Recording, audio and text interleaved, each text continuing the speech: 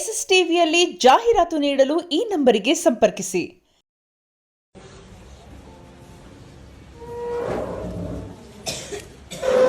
Boss ನಮಸ್ಕಾರ. ನಮಸ್ತೆ. ಆರಾಮಿದ್ದೀರಾ boss? ಆರಾಮಿದ್ದೀನಿ, ನೀವ್ ಹೇಗಿದ್ದೀರಾ? ತುಂಬ ಖುಷಿ ಆಯ್ತು ನೀವು ಫೋನ್ ಮಾಡಿದ್ದು. ಏನಾಯ್ತು? ಹಾಂ, ಏನಾಯ್ತು? ಕ್ಯಾನ್ಸರ್ ಯಾವಾಗಿಂದ ಗೊತ್ತಾಯ್ತು? ನೋಡ್ಕೊಂಡಿಲ್ವಾ? ಗೊತ್ತಾಗಿಲ್ವಾ? ಅಂದರೆ ಪೈಲ್ಸ್ ಥರ ಆಗಿತ್ತು. ಒಂದೆರಡು ಹಾಸ್ಪಿಟ್ಲಲ್ಲಿ ತೋರಿಸಿದ್ದೆ, ಅವರು ಪೈಲ್ಸ್ ಅಂತಲೇ ಡಿಕ್ಲೇರ್ ಮಾಡಿದರು.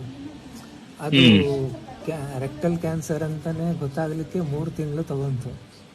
ಅಷ್ಟರೊಳಗೆ ಎಲ್ಲ ಸ್ಪ್ರೆಡ್ ಆಗಿತ್ತು. ಡಯಾಗ್ನೋಸ್ ಆಗೋಷ್ಟ್ರಲ್ಲಿ ಲೇಟ್ ಆಗೋಯ್ತಾ? ಅದು ಐಡೆಂಟಿಫೈ ನಾವು ಯಾವುದೇ ಒಂದು ಇದನ್ನು ಕಳಿಸ್ಲಿಕ್ಕೂ 15 ದಿವಸ 20 ದಿವಸ ಟೈಮ್ ತಗೊಳ್ಳೋರು ಆ ಟೆಸ್ಟಿಗೆ. ಅಷ್ಟರೊಳಗೆ ಬಾಡಿ ಫುಲ್ಲು ಹರಡ್ಬಿಟ್ಟಿತ್ತು. ಈಗ 4th ಸ್ಟೇಜಲ್ಲಿ ಇದ್ದೀನಿ. ನಿಮ್ಮನ್ನು ನೋಡಬೇಕು ಅನ್ನಿಸ್ತಿದೆ. ಮನೆಯವರೆಲ್ಲ ಇದಾರೆ ಅಲ್ಲೇ? ವೈಫ್ ಇದ್ದಾಳೆ. ವಿಶು ನಮಸ್ತೆ. ನಮಸ್ತೆ ಅಮ್ಮ.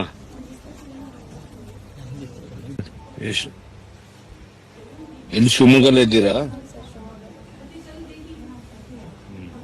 ನೀವೇನ್ ಮಾಡ್ತಿದ್ರ?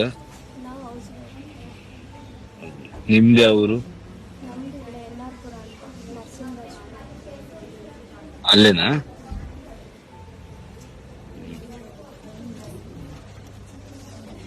ಏನಿಲ್ಲ, ದೇವರಿದ್ದಾನೆ, ನೋಡೋಣ ಸುಮ್ಮನೆ. ಹೇಳಿದ್ರು ನೀವು ಕೀಮೋ ಮಾಡ್ತಾ ಇದಾರೆ ಅಂತ. ಅಮೃತ ಅಂತ ಅವರೇ ನೋಡ್ತಾ ಇದ್ದಾರೆ. ಅದು ನೀವು ಒಪ್ಪಿಟ್ಕೋಬೇಕು ಅಲ್ವಾ? ಎಲ್ಲಾನು ಈಗ ಯಾವ ಸ್ಟೇಜು ಏನು ಅದು ಅವ್ರ ಡಾಕ್ಟರ್ ಕೆಲಸ. ಬಟ್ ನಮ್ಗೆ ಮನುಷ್ಯನ ನಮ್ ಕರ್ತವ್ಯ ನಾವ್ ಮಾಡ್ಬೇಕು. ಒಪ್ಪಿಟ್ಕೊಂಡು ಏನ್ ಮಾಡ್ಬೇಕು ಅಂತ. ಈ ಸಲ ತುಂಬಾ ಹೋಪ್ ಇಟ್ಕೊಂಡಿದ್ವಿ, ಟಾಕ್ಸಿಕ್ ಏನೇನೋ ಮಾಡ್ಬೇಕು ಅಂತ. ನಾನೇ ಅದೆಲ್ಲ ಬಿಡಿ, ನಾನು ಅದೆಲ್ಲ ಬಿಡಪ್ಪ. ಸಿನಿಮಾದೆಲ್ಲ ನೀವು ತಲೆ ಕೆಡ್ಸ್ಕೊಬಿಡಿ. ಅದ್ ಬರುತ್ತೆ ಹೋಗುತ್ತೆ ಲೈಫಲ್ಲಿ. ನಿಮ್ಗಳ ಲೈಫ್ ನೋಡ್ಬೇಕು ಯಾವಾಗ್ಲೂ. ನಾನು ಅದೇ ಹೇಳೋದು, ಹೆಲ್ತ್ ನೋಡ್ಕೋಬೇಕು. ಗೊತ್ತಾಗ್ಬಿಡಿ ಯಾರಿಗೂ ಏನು ಅಂತ ಹೇಳಕ್ಕಾಗಲ್ಲ ಅದು. ಬಟ್ ಓಕೆ, ನಮ್ ಕರ್ತವ್ಯ ನಾವ್ ಮಾಡ್ಬೇಕು. ಒಪ್ಪಿಟ್ಕೊಂಡು ಕರೆಕ್ಟಾಗಿ ಏನ್ ಹೇಳ್ತಾರೆ ಟ್ರೀಟ್ಮೆಂಟ್ ಅದನ್ನೆಲ್ಲ ನೀವು ಮಾಡಿ. ಇಲ್ಲ, ಅದು ಟ್ರೀಟ್ಮೆಂಟ್ ಎಲ್ಲ ತಗೋತಾ ಇದ್ದೀನಿ.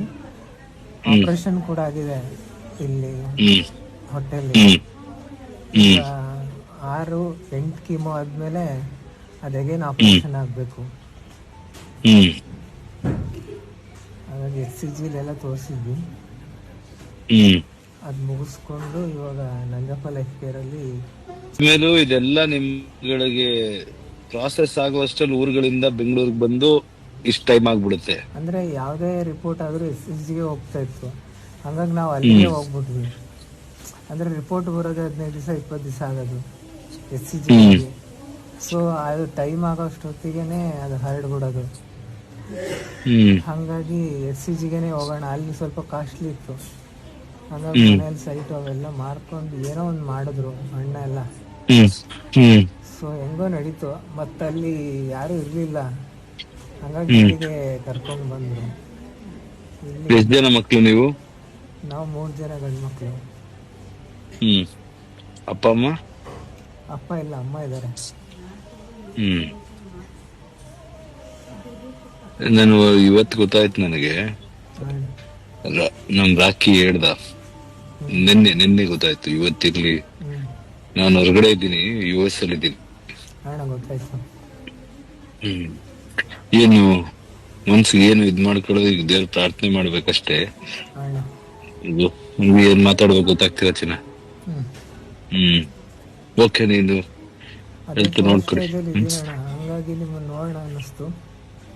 ಆಯ್ತು, ನನ್ ನೋಡೋದಕ್ಕೂ 4th ಸ್ಟೇಜ್ಗೂ ಹಂಗೆಲ್ಲ ಯೋಚನೆ ಮಾಡಬಾರ್ದು. ಆಯ್ತು, ನಾನ್ ನೋಡ್ಬೇಕು, ನಾನ್ ಖುಷಿಯಾಗಿ ಮಾತಾಡ್ತಾ ಇದ್ದೀನಿ. ಒಪ್ಪಿಟ್ಕೋಬೇಕು ಲೈಫಲ್ಲಿ. ಓಕೆ, ನೋಡೋಣ, ಏನೇನೋ ಆಗುತ್ತೆ ಮಿರಾಕಲ್ಗಳು. ಇದಾಗುತ್ತೆ ಅಂತ ನಮ್ಗೆ ಗೊತ್ತಿತ್ತಾ? ಇಲ್ಲ ತಾನೆ? ಅದೇನೆ, 1-2 ಹಾಸ್ಪಿಟ್ಲಲ್ಲಿ ಪೈಲ್ಸ್ ಅಂತಾನೆ ಡಿಕ್ಲೇರ್ ಆಯ್ತು. ಆಮೇಲೆ ಒಂದು ಹಾಸ್ಪಿಟ್ಲಲ್ಲಿ ಮಾತ್ರ ಅದು ಐಡೆಂಟಿಫೈ ಮಾಡೋದು ಇದು ಇದೆ ಅಂತ. ಆಮೇಲೆ ಅದು ಟೆಸ್ಟ್ಗಳು ಮಾಡಿಸೋಷ್ಟೊತ್ತಿಗೆ ಒಂದೊಂದು ಟೆಸ್ಟು 15 ದಿವಸ 20 ದಿವಸ ತಗೊಳ್ಳೋದು. ಹ್ಮ್ ಮತ್ತು ಕ್ರಿಯೇಟಿನ್ ಜಾಸ್ತಿ ಆಗಿ 6 ಸ್ಟೆಂಟ್ ಆಯಿತು ಕಿಡ್ನಿದು. ಹ್ಮ್ ಅಷ್ಟರೊಳಗೆ ಅದು ಹರಡ್ಬಿಟ್ಟಿತ್ತಣ್ಣ. ಈಗ ಅದೊಂದು ಗೊತ್ತಾಗುವಷ್ಟರಲ್ಲಿ ಮೇನ್ ಹಾಂ ಎಲ್ಲರೂ ಸ್ಕ್ಯಾನ್ಗಳು ಮಾಡ್ಕೊತಾ ಇರ್ಬೇಕನ್ಸುತ್ತೆ. ಈಗ ನಾವ್ ತಿನ್ನೋ ಊಟಗಳು ಏನ್ರಲ್ಲಿ ಏನೇನಿದೆ ಅನ್ನೋದೇ ಗೊತ್ತಾಗ್ತಾ ಇಲ್ಲ ಮನುಷ್ಯನ್ಗೆ. ಹ್ಮ್ ಎಲ್ಲ ಫುಡ್ಡು ನೀರಿಂದೇ ಪ್ರಾಬ್ಲಮ್ ಅಣ್ಣ. ಹ್ಮ್ ಭಾರಿ ಕಾಮನ್ ಆಗ್ಬಿಟ್ಟಿದೆ ಈಗ. ಹ್ಞೂ ಏನೋ ಯಾವಾಗ್ಲೂ ಯಾರಿಗೋ ಒಂದ್ಸಲ ಬರುತ್ತೆ ಅನ್ನೋ ತರ ಅಲ್ಲ ಈಗ. ನೋಡ್ತಾ ಇದ್ರಿ ಎಷ್ಟು ಜನ ಗೊತ್ತಿರೋರಿಗೆ. ಮತ್ತು ಹೆರಿಡಿಟಿನೂ ಇತ್ತಣ್ಣ ಇದು. ಅಲ್ಲ ಆಮೇಲೆ ಈಗೆಲ್ಲ ಅದು ಏನ್ ಮಾಡ್ತಾರೆ ಅಂದ್ರೆ ಯಾರಿಗಾದ್ರೂ ಒಬ್ಬರಿಗೆ ಫ್ಯಾಮಿಲಿ ಇತ್ತು ಅಂದ್ರೆ ಎಲ್ಲಾರು ಚೆಕ್ ಮಾಡಿ ಅಂತ ಹೇಳ್ತಾ ಇದಾರೆ ಈಗ ಎಲ್ಲಾರ್ಗು. ಹ್ಞೂ ಆಗಾಗ ವರ್ಷಕ್ಕೊಂದ್ ಚೆಕಪ್ ಮಾಡಿಸ್ಕೋಬೇಕು ಅಂತ ಹೇಳ್ತಾ ಇದಾರೆ. ಅಣ್ಣ ನೋಡೋಣ ನಮ್ಮ ದೇವ್ರದೇ. ಮಾಡ್ತಾರೆ. ಕೊಡ್ತೀನಿ. 20 ಲ್ಯಾಕ್ ನಾವು ಖರ್ಚು ಮಾಡ್ಕೊಂಡಿದ್ವಿ ಸರ್ ಆಲ್ರೆಡಿ. ಯಾರಿಗೂ ಹೇಳಲಿಲ್ಲ ನಾವು ಹೊರಗಡೆ, ಯಾಕಂದ್ರೆ ಇರೋದನ್ನು ನಾವು ಬಳಸ್ಕೋಬೇಕು ಫಸ್ಟು, ಆಮೇಲೆ ಇದು ಮಾಡಬೇಕು ಅಂತ ಹೇಳಿ. ಅದೆಲ್ಲದು ಆದಮೇಲೆ ಸೋಷಿಯಲ್ ಮೀಡಿಯಾಗೆ ಒಂದು ಸ್ವಲ್ಪ ನಾವು ಬಿಟ್ವಿ ಸರ್. ಎಲ್ಲ ಕಡೆ ಒಂದು ಸ್ವಲ್ಪ ಆಗೋವಂಥದ್ದು ಏನಿದೆ ಅಂತ ಹೇಳಿ ಅದರಲ್ಲೂ ಕೂಡ ಸ್ವಲ್ಪ ಅಮೌಂಟ್ಗಳೆಲ್ಲದು ಕೂಡ ಬರ್ತಾ ಇದೆ. ಇವನು ಒಂದೇ ಹಠ, ನಾವು ಸರ್ರಿಗೆ ನೋಡಬೇಕು, ನನಗೆ ನೋಡಬೇಕು ಅಂತ ಹೇಳಿ ಬರೀ ನಿಮ್ಮದು ಮೊಬೈಲ್ಸ್ನಲ್ಲಿ ಮೋಟಿವೇಶನ್ಸ್ದೇ ನೋಡ್ತಾ ಇದ್ದಿದ್ದ ಅವ್ನು. ಬರೀ ಅದರಲ್ಲೇ ನೋಡಿಕೊಂಡು ಇದು ಮಾಡ್ತಾ ಇದ್ದ. ಕನೆಕ್ಟಿವಿಟಿ ಹೇಗೆ ಮಾಡಬೇಕು ಅನ್ನೋಂಥದ್ದು ಗೊತ್ತಿಲ್ಲ. ನೀವು ಬೇರೆ ಬಿಸಿ ಶೆಡ್ಯೂಲ್ಸ್ಗಳು ಅಲ್ಲಿ ಇಲ್ಲಿ ಇರುತ್ತೆ ಅನ್ನೋಂಥದ್ದು ನಮ್ಗೆ ಹೆಂಗೆ ಕನೆಕ್ಟ್ ಮಾಡಬೇಕು ಗೊತ್ತಿಲ್ಲ. ರಾಕೇಶ್ ಸರಿಗೆ ಒಂದ್ಸಲಿ ಮಾತಾಡಿದ್ವಿ, ಸರ್ ಇದೆ ಪಾಸಿಬಲ್ ಏನಿದೆ, ಅವ್ರು ಬೆಂಗಳೂರಲ್ಲಿ ಬೇರೆ ಇಲ್ಲ, ಏನು ಮಾಡ್ಬೋದು ನೋಡಿ ಪಾಸಿಬಲ್ ಅಂತ ಹೇಳಿದಾಗ ಅವ್ರು ಇಲ್ಲ, ಈ ಥರದ್ದೆಲ್ಲ ಇದ್ದಾಗ ಅವ್ರು ಖಂಡಿತವಾಗ್ಲೂ ಮಾತಾಡಿಸ್ತಾರೆ ಅಂತ ಹೇಳಿ ಅಂದ್ಕೊಂಡಿದ್ವಿ. ನೀವು ಮಾಡಿದಾಗಲೇ ನಮಗೆ ಭಾಳ ಖುಷಿ ಆಯ್ತು ಸರ್. ಅವನೇನೋ ಮತ್ತೆ ಇನ್ನೊಂದು ಹೋಪ್ಫುಲಿ ನಿಮ್ಮನ್ನು ನೋಡಿದ್ಮೇಲೆ ಇನ್ನೊಂದು ಹೋಪ್ಫುಲಿ ಅವ್ನು ಚೆನ್ನಾಗಿ ಆಗ್ತಾನೆ ಅನ್ನೋದು ನಮ್ಮೆಲ್ಲರ ಕುಟುಂಬದ ಒಂದು ಆಶಯ ಸರ್. ಆಗ್ಲಿ, ಅದೇ ನನಗೆ ನಿನ್ನೆ ಗೊತ್ತಾಯ್ತು. ನಾನು ಇಲ್ಲಿ US ಅಲ್ಲಿ ಇದ್ದೀನಿ. ನನ್ಗೆ ಗೊತ್ತಾದ ತಕ್ಷಣ ಈ ಟೈಮ್ಗೆ ನಿಮ್ಗೆಲ್ಲ ಫ್ಯಾಮಿಲಿ ಎಲ್ಲ ಬರ್ಬೇಕು ಅಂತ ಹೇಳಿದ್ರು. ಅದಕ್ಕೆ ಈಗ ಇಲ್ಲಿ ಸಾಯಂಕಾಲ ನಾನು ಅದಕ್ಕೆ ಫ್ರೀ ಮಾಡ್ಕೊಂಡೆ ಮಾತಾಡೋಣ. ನನಗೂ ಏನ್ ಹೇಳ್ಬೇಕು ಗೊತ್ತಾಗ್ತಿಲ್ಲ. ಸುಮ್ನೆ ನನಗೂ ಅಂದ್ರೆ ಇದೊಂಥರ ಏನಷ್ಟೇ ನಮ್ಮ ಜೊತೆಲಿ ಇದ್ರೆ ಸಾಕು ಸರ್, ನಮ್ಗೆ ಅದೇ ಧೈರ್ಯ.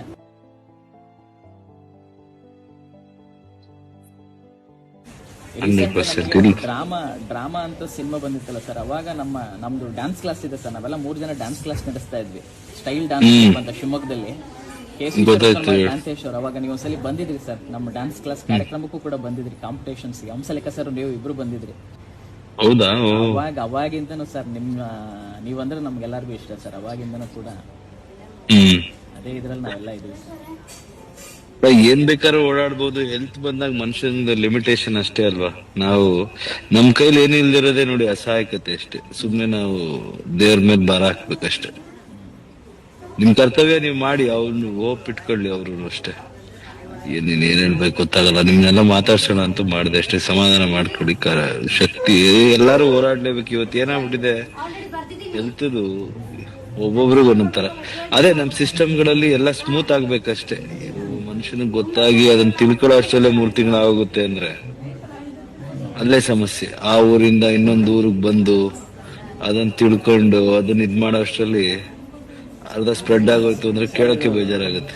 ಸ್ಟೇಜ್ಗಳು ಗೊತ್ತಾಗಕ್ಕೆ ಅದ್ರದ್ದು ರಿಪೋರ್ಟ್ಸ್ಗಳು ಬರೋದಕ್ಕೆ ಲೇಟ್ ಆಗ್ಬಿಡುತ್ತೆ ಸರ್. ಅಷ್ಟೊತ್ತಿಗೆ ಒಳಗಡೆ ಏನ್ ಬೇಕಾದ್ರೆ ಆಗಿರ್ಬೋದು. ಎಲ್ಲೋಗ್ತಿದೆ ಜಗತ್ತು, ಏನ್ ಮುಂದಕ್ಕೆ ಏನ್ ಮಾಡ್ಬೇಕು ಅಂತ ಯೋಚಿಸ್ತಾ ಇದ್ರೆ ನಾವು ಬೇಸಿಕಲ್ ಒದ್ದಾಡ್ಕೊಂಡ್ ಕೂತಿದೀವಿ ನಮ್ ದೇಶದಲ್ಲಿ. ಅದೇ ಊರೂರಲ್ಲಿ ಆಗ್ಬೇಕು ಫೆಸಿಲಿಟಿಗಳಷ್ಟೇ. ಇನ್ನೇನ್ ಮಾಡಕ್ಕಾಗತ್ತೆ. ಮನುಷ್ಯ ದುಡಿಯೋದೇ ಚೆನ್ನಾಗಿ ನೆಮ್ಮದಿಯಾಗಿ ಬದುಕ್ಬೇಕಂತಲ್ವಾ.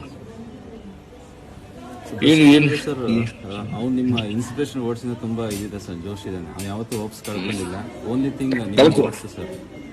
ಇಲ್ಲ, ನಾನು ಹೇಳಿದ್ನಲ್ಲ, ಹೋಪ್ ಒಂದು ಇಟ್ಕೋಬೇಕು. ಯಾಕಂದ್ರೆ ಅದ್ ಹೆಂಗಾಯ್ತು, ಈ ತರ ಆಗುತ್ತೆ ಅಂತ ನಾವ್ ಅನ್ಕೊಂಡಿರಲ್ಲ ಅಲ್ವಾ. ಅದ್ ನಮ್ ಕಲ್ಪನೆ ಮೀರ್ ಆಗಿದೆ.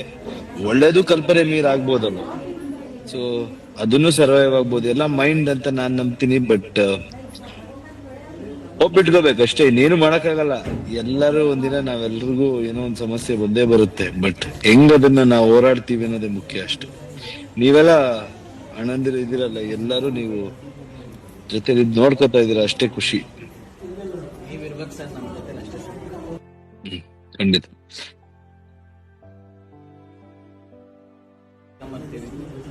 ಕರ್ಕೊಂಬನ್ನಿ. ನೀವು ರೆಡಿ ಮಾಡಿ ಕರ್ಕೊಂಬರ್ಬೇಕು. ಓಕೆ, ನಾ ಇರ್ತೀನಿ. ರಾಖಿಗೆ ಹೇಳಿದಿರಲ್ಲ, ಗೊತ್ತಾಯ್ತಾ? ನಮ್ಮ ಹುಡುಗರು ಯಾರಿಗಾದ್ರು ಗೊತ್ತಾದ್ರೆ ನನಗೆ ಗೊತ್ತಾಗುತ್ತೆ. ನಾನು ಹೊರಗಡೆ ಇದ್ನಲ್ಲ, ನಿನ್ನೆ ಗೊತ್ತಾಯ್ತು. ನಾನು ಅದಕ್ಕೆ ತಕ್ಷಣ ಮಾತಾಡಿದೆ. ಒಳ್ಳೇದಾಗ್ಲಿ. ನೀವೆಲ್ಲ ಕಲೆಯದ್ದು ಡ್ಯಾನ್ಸರ್ಸ್ ಕುಟುಂಬ ಮಾಡ್ತಾ ಇದ್ದೀರಾ, ಮಾಡಿ ದೇವ್ರು ನಿಮ್ಗೆ ಆಶೀರ್ವಾದ ಮಾಡ್ತಾನೆ, ಒಳ್ಳೇದಾಗತ್ತೆ. ಇನ್ಸ್ಪಿರೇಷನ್ ಅಣ್ಣ. ಎಲ್ಲಾರ್ಗು ಈಗ ಇದ್ದೇ ಇರುತ್ತೆ. ಕೀಮೋ ಮಾಡ್ಬೇಕಾದ್ರೆ ನೀವು ನಿಮ್ ಹೋಪ್ ನೀವು ಬಿಡಬಾರ್ದು. ಕೀಮೋದಲ್ಲೇ ಇದೀನಿ ಅಣ್ಣ. ಆಯ್ತು, ನಿಮ್ ಹೋಪ್ ನೀವ್ ಇಟ್ಕೋಬೇಕು. ಬಾಡಿ ರೆಸ್ಪಾಂಡ್ ಮಾಡ್ಬೇಕಂದ್ರೆ ಮನ್ಸಲ್ಲಿ ಅದ್ ಇರ್ಬೇಕು, ಉತ್ಸಾಹ ಇರ್ಬೇಕು, ಆಯ್ತಾ? ನೀವೇ ಇನ್ಸ್ಪಿರೇಷನ್ ಅಣ್ಣ ನನಗೆ. ಒಳ್ಳೇದಾಗ್ಲಿ. ಏನಿಲ್ಲ, ಆರಾಮಾಗತ್ತೆಲ್ಲ. ರಿಕವರ್ ಆಗೋದಕ್ಕೆ ಏನ್ ಮಾಡ್ಬೇಕು, ಮೆಂಟಲಿ ನಮ್ ಕೆಲ್ಸ ನಾವ್ ಮಾಡ್ಬೇಕು. ಓಕೆನಾ? Will power. ಬಾಡಿ ಎಲ್ಲ ಮನ್ಸಿನ ಹೇಳ್ದಂಗೆ, ಮನ್ಸು ಹೇಳ್ದಂಗೆ ದೇಹ ಕೇಳೋದು, ಆಯ್ತಾ? ಓಕೆ, ಬಾಯ್ ಬಾಯ್ ಬಾಯ್.